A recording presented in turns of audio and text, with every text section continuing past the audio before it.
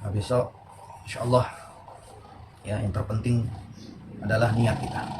Luruskan lagi niat kita, perbaiki lagi niat kita, bahwa kita ini datang, kita ini untuk menyambut panggilan Allah SWT, untuk menjalankan perintah Allah SWT, itu ibadah umrah. Maka itu luruskan niat dulu, perbaiki terus niat ini. Kalau ada niat-niat buruk, niat-niat yang akan merusak dalam hati kita ini, langsung beristighfar kepada Allah, minta kepada Allah, ya Allah perbaiki niat saya. Ya Allah, saya datang semata-mata untuk ibadah, bukan untuk main-main. Saya datang betul-betul menyambut panggilan Engkau ya Allah, bukan untuk hura-hura ya Allah. Jadi niat kita begitu. Nah, sehingga apa yang kita korbankan, baik itu materi, keuangan, apapun kita korbankan, ya. Dan kemudian apa yang kita lakukan, amalkan akan diterima oleh Allah SWT. Dan mesti kita yakin ya, bahwa apapun yang kita korbankan itu Allah akan balas. Allah akan balas tidak di dunia, nanti di akhirat. Kalau tidak di dunia, nanti di akhirat. Tetapi Allah SWT, kebanyakan Allah SWT akan balas apa yang kita korbankan untuk perjalanan ibadah umroh, untuk perjalanan daripada kita ke tanah suci itu. Allah SWT balas dari dunia lebih dari di akhirat. Maka itu luruskan niat, perbaikinya ya, niat kita. Nah, kemudian yang penting sekali juga kita jaga nanti di dalam, kalau kita sudah ihram, kita sudah niat, miqat. Jadi ihram itu artinya sesuatu yang diharamkan, namanya ihram. Itu namanya ihram. Kalau yang putih itu namanya kain ihram, pakaian ihram. Ya. Tapi ihram, makanya di dalam sholat itu ada namanya takbiratul ihram. Takbiratul ihram. Takbiratul ihram artinya ya, kita bertakbir membesarkan Allah SWT ya, masuk ke dalam sholat. Ihram artinya mengharamkan segala sesuatu yang diharamkan dalam sholat. Itu namanya ihram. Seperti nggak boleh ngomong kalau kita udah sholat, ya, nggak boleh kita ketawa-ketawa kalau sholat, nggak boleh makan pun haram, ya, makan minum haram dalam sholat. Ngomong selain omongan bacaan sholat haram. Walaupun di dekat kita ada teman, assalamualaikum, nggak boleh, haram.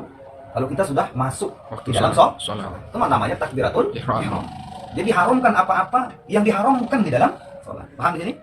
Itu namanya takbiratul ihram. Nah, kemudian ihram di dalam haji itu mengharamkan apa-apa yang diharamkan di dalam pelaksanaan ibadah itu, ibadah haji maupun umrah. Kapan mulainya diharamkan itu? Ketika kita sudah berniat dari miqat. Miqat itu artinya tempat niat, ya. Tempat kita mengambil niat, waktu mulainya untuk melakukan ibadah baik haji atau umrah. Makanya tempat-tempatnya sudah ditentukan, ya. Misalnya kita datang dari Indonesia, kalau langsung ke Mekah itu di Yalamlam namanya. Tempatnya masjid Yalamlam. Nah, di sanalah tempat miqatnya, niatnya. Nggak boleh kita niat dari sini, belum. Nah, cuman niat yang di sini itu artinya niat untuk melakukan ibadah umrah itu. Tetapi belum termasuk kita melakukan umrah. Gitu. Jadi nanti mulainya itu ketika di tempat-tempat itu. Tapi kalau kita ke Madinah dulu, nanti di Bir Ali namanya. Di sanalah mulai kita ngambil niat, berniat untuk melakukan ibadah umrah. Ya, kemudian di sanalah mulai terjadi ihram itu. Hal-hal yang diharamkan tadi itu. Nah, itu. Jadi ada tempat-tempat. Nah, kalau kita sudah di Mekah, kita sudah masuk Mekah, ya, kita tinggal di sana lebih dari 3 hari, namanya mukimin, sudah termasuk mukimin. Nah, orang yang tinggal di Mekah itu nanti kalau dia mau umrah lagi, ada tempat-tempat. Namanya nanti Masjid Aisyah, ya, di Tanaim. Kemudian ada Nami Jironah dan banyak tempat juga. Berapa tempat yang kalau dari Mekah dia keluar, ya. Itu penting, ya. Itu penting loh. Apa itu ihram? Ya, kalau yang putih itu pakaian ihram. Tapi hakikat ihram itu adalah ketika kita sudah niat mengharamkan apa-apa yang diharamkan di dalam pelaksanaan umrah. Makanya niatnya itu nawaitu umrata wa ahramtu biha lillahi ta'ala. Jadi melakukan dengan berihram artinya dengan mengharamkan apa-apa yang diharamkan di dalam melakukan ibadah umrah. Apa-apa gitu, nanti dijelaskan. Nah, kemudian itu yang pertama, yang perhatikan dulu, ya. Diperhatikan dulu niat, ya. Niat dari sekarang itu kita perbaiki niat kita itu. Niat untuk ibadah umrah ini loh. Nah, nanti niat untuk umrahnya nanti di tempat miqat itu. Tapi dari sekarang saya mau umrah semata-mata karena Allah, bukan karena ini, bukan karena itu. Kemudian setelah kita miqat itu kita niat lagi, ya, untuk melakukan ibadah umrah dan mengharamkan apa-apa yang diharamkan di dalam ibadah itu. Dalam ibadah umrah itu. Nah, itu yang pertama tuh niat, perbaiki niat. Nah, kemudian nanti setelah kita berniat, setelah kita melakukan miqat, berniat di tempat miqat itu, ya, setelah kita sudah mulai, maka yang diperhatikan itu larangannya, ya. Larangan itu yang penting. Karena larangannya itu nanti tidak bisa dibimbing, tidak bisa misalnya saya yang membimbing kan, tapi nggak bisa saya perhatikan siapa yang melanggar larangan itu. Itu makanya penting larangan kita jaga. Tapi kalau hal-hal yang wajib, yang rukun, wajib itu nanti kita nerima bimbingan saja, doa-doanya, ya, walaupun nggak dihafal, ya, nanti dibimbing nanti ketika tawaf, ketika sa'i. Tapi yang setiap jamaah itu yang paling penting dijaga itu larangan. ya, larangan. Makanya yang saya jelaskan di situ tadi niat, menjelaskan apa itu mikot, apa itu ihram. Nah, kemudian larangan itu, ya, apa-apa yang dilarang ketika kita sudah berniat untuk melakukan ibadah umroh, ketika kita sudah menggunakan pakaian ihram, kemudian kita sudah berniat di tempat mikot, maka hal-hal yang dilarang. Di antaranya adalah, ya, hal-hal yang dilarang, ya, di sana itu perkataan, ya, kita jaga, jangan ada caci maki, ada kata-kata kotor, ya, yang biasa kata-kata kotor, misalnya kan kita bawa HP nanti.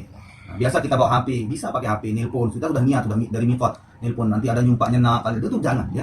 Kita dalam keadaan ihram ini, ya, kita nggak boleh. Nah, jadi kata-kata rofash, ya, fahsya, itu perkataan rofash itu perkataan yang porno lah, yang leceh-leceh itu kita jaga, jangan sampai.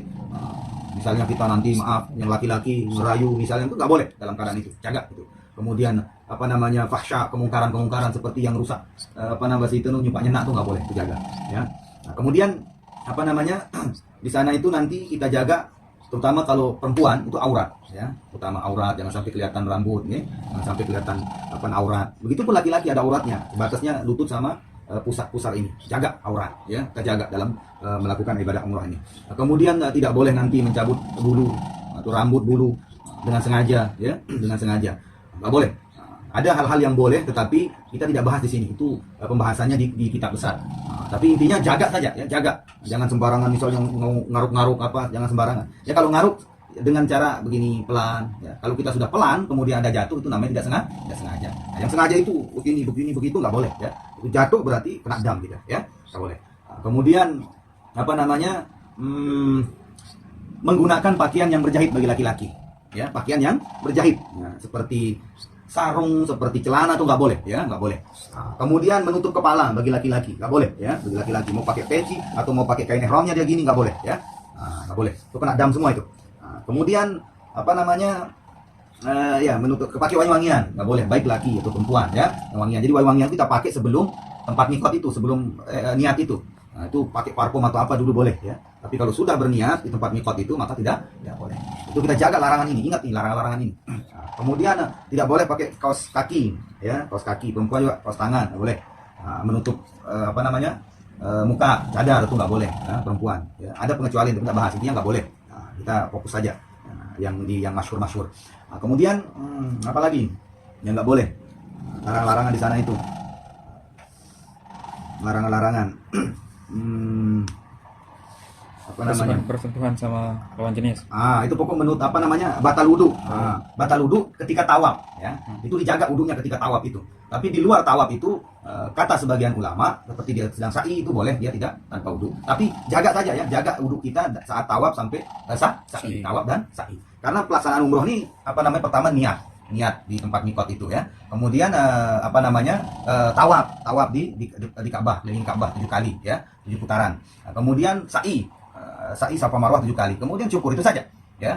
Nah, maka jaga dalam tawaf sa'i itu lebih afdal kita jaga, jangan sampai batal wudu. Tetapi yang paling penting wudu itu tidak batal ketika tawaf itu saja, ya. Tapi lebih afdal sampai selesai kita jaga wudu kita. Nah, tetapi dia tidak akan merusak daripada umroh kita kalau kita batal wudu sebelum tawaf atau setelah tawaf. Tapi kalau ketika tawaf batal wudu, itu wajib ambil air wudu, kemudian lanjutkan lagi berapa kali putaran itu, ya. Nah, itu. Nah, kemudian bersentuhan. Nah, ya, bersentuhan dengan perempuan atau batal wudu. Nah, yang terpenting kita jaga, ya. Yang terpenting kita jaga. Jangan sengaja pegang perempuan, ya, karena batal wudu. Tetapi ketika kita masuk di haram, itu ramai padat orang bersentuhan, nggak bisa kita jaga. Yang penting intinya kita menjaga. Setelah kita menjaga bersentuhan, maka tidak batal wudu. Nanti di haram itu, apalagi waktu kita tawaf tuh, laki perempuan tuh campur, jadi tetap bersentuhan. Nah, tetapi kebanyakan ulama termasuk Imam Syafi'i pun itu tidak batal kalau kita sudah menjaga dan kemudian dalam keadaan darurat, ya, dalam keadaan darurat. Nah, jadi tidak batal kalau kita sudah di sana. Tapi kalau lenggang bisa kita jaga, maka jangan sengaja untuk bersentuhan, ya. Jangan bersengaja bersentuhan dengan lawan jenis atau yang bukan mahram, ya. Itu kita jaga. Tapi kalau dalam keadaan sudah padat, sudah banyak orang, nggak bisa cara kita menjaga, maka itu dimaafkan, tidak termasuk batal. Perempuan laki-laki tidak masuk. Memang ada dua pendapat di sini, tetapi kita nggak bahas pendapat. Intinya tidak batal ketika kita dalam keadaan darurat, dengan banyak itu masuk tanah haram, masuk Masjidil Haram, rami ketika tawaf itu sering sekali bersentuhan, itu sering sekali, ya. Di pendapat ulama itu mengatakan, pertama boleh dengan mengikuti mazhab yang membolehkan bersentuhan. Kedua tetap saja dalam mazhab Imam Syafi'i, karena dalam mazhab Imam Syafi'i pun membolehkan kalau dalam keadaan darurat. Jangankan bersentuhan, babi saja halal kalau dalam keadaan ketika nggak ada dimakan, cukup untuk menyambung nyawa. Babi yang haram saja bisa halal. Jadi intinya itu adalah kita jaga saja wudhu kita, apa-apa yang membatalkan wudhu kita jaga. Nah, tapi kalau kita sudah jaga tidak bisa dijaga, itu namanya darurat. Paham di sini? Nah, seperti itu. Nah, kemudian juga nanti kita masuk tanah haram. Nanti kalau doa-doanya nanti dibimbing insyaallah ya. Nanti kami bimbing doa-doanya, walaupun tidak dihafal nanti kita bimbing. Intinya nanti misalnya ketika dibimbing doa itu, ya ketika dibimbing mungkin ada yang tidak bisa baca ataupun tidak menghafal. Ketika dibimbing dia tidak dengar saking banyaknya itu, intinya boleh doa dengan doa apa saja. Ya, boleh doa dengan misal Rabbana atina fid dunya sambil tawaf, Rabbana atina fid dunya hasanah, boleh. Nah, tetapi ulama merumuskan, merancang ada doa-doa. Nah, tapi kan saking banyaknya Rabbana dari dengar, apa doa yang dihafal pakai? Nah, kalau tidak hafal pakai bahasa kita. Bahasa apa saja, ya Allah, ya Allah, ya Allah ini, ya Allah panggilan itu, ya Allah ini, ya Allah sehatkan ini, boleh. Yang penting doanya bagus. Kemudian nanti ada tempat-tempat ya, tempat-tempat yang mustajab. Nanti yang tunjukkan di mana tempat-tempat yang mustajab, artinya yang dikabulkan doanya ya. Nanti saya tunjukkan di sana ini tempat-tempatnya ya, sehingga nanti di sana tempat berdoanya. Nah, doanya intinya bebas, yang penting doa itu tidak doa yang haram ya. Tapi kalau memang didengar, lebih baik mengikuti apa yang dibimbing itu. Bimbingan ketika doa itu diikuti. Tapi kalau saking banyaknya orang kada dengar mutawidnya atau pembimbing tidak dengar tiang ngomong atau bimbing, maka boleh dengan doa yang kita hafal atau doa bebas dengan doa apa saja ya, yang penting baik. Itu intinya. Kemudian di tanah haram ini juga ada nanti larangan, nggak boleh cabut-cabut pohon-pohon, rumput-rumput ya, yang tumbuh sendiri itu nggak boleh kena dam. Itu makanya tanah haram di sana. Kemudian nggak boleh bunuh seperti burung, melukai burung-burung nggak boleh ya. Banyak burung banyak sekali nanti, burung itu ribuan bahkan jinak sekali. Bahkan kita disunahkan atau diperintahkan untuk bawa makanan burung, sedekah kepada burung. Ya, beli di sana banyak jual. 5 real itu kita kasih burung, datang burung itu sedekah kepada burung. Nah, itu dulu ya. Nah, sedikit-sedikit nanti apa-apa nanti dipertanyakan, diminta tolong.